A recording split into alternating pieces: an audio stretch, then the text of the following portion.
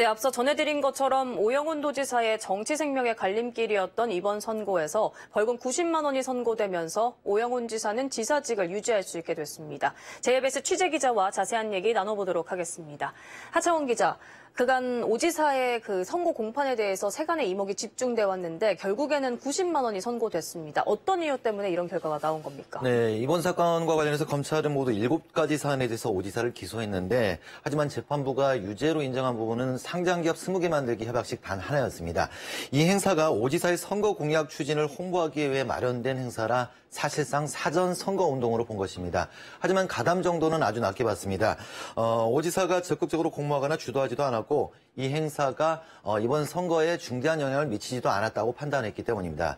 따라서 오 지사에게 사전 선거운동 혐의는 인정되지만 이게 지사직을 박탈할 정도의 죄는 아니다. 이런 판결이 내려진 것입니다. 사실 검찰은 1년 6개월을 구형하지 않았습니까? 네. 그런데 지금 90만 원이 나오면서 검찰은 항소를 하겠죠?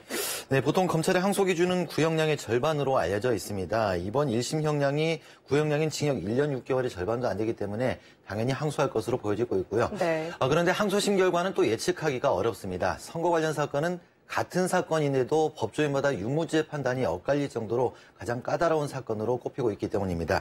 이 때문에 검찰에서는 유죄 입증을 위해서 또 오 지사 측에서는 이에 반박하는 적극 공방을 펼칠 것으로 예상되고 있습니다. 항소심재판부가 이 사건을 어떻게 볼지 앞으로도 몇 개월 더 관심을 끌 수밖에 없는 상황인 것입니다. 이번 선고로 앞으로 도정 운영은 그럼 어떻게 되는 겁니까? 도정 운영에는 탄력이 예상되고 있습니다. 지난주 금요일이죠. 올 상반기 정기 인사가 단행이 됐는데 우주산업과 항공 등 미래 신산업 분야를 위한 혁신산업국과 행정체제 개편 추진단 등이 새롭게 꾸려졌는데 오 지사의 핵심 정책 추진을 위한 의지가 보여지는 부분들입니다.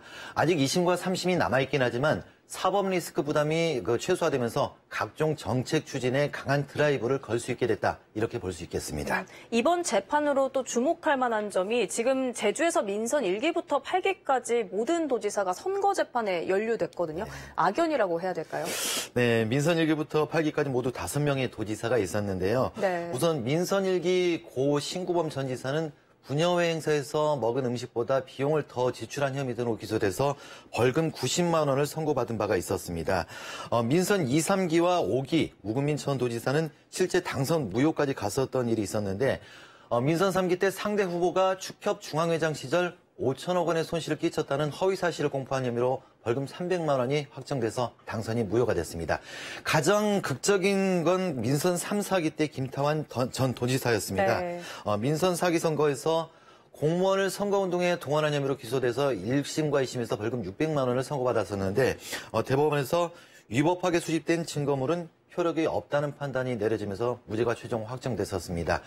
민선 6책이 원희룡 전 지사도 공직선거법 위반 혐의로 2차례나 기소됐었는데 각각 벌금 80만 원과 벌금 90만 원을 선고받아서 당선 무효 위기를 벗어난 바 있습니다. 그럼 끝으로 이번 사건 언제쯤 끝날지 또 궁금해하시는 분들 많으실 것 같은데 언제쯤으로 예상하십니까? 선거사범의 경우에는 법률에 따라서 2심과 3심은 원심 판단 후에 각각 3개월 이내에 이루어져야 하는데요. 그렇다면 지금이 1월이니까 7월 말까지는 결론이 나와야겠죠. 하지만 이건 어디까지나 기준이고요. 법조계에서는 늦어도 올해 말까지는 확정 판결이 나올 것으로 보고 있습니다. 알겠습니다. 오늘 말씀 잘 들었습니다.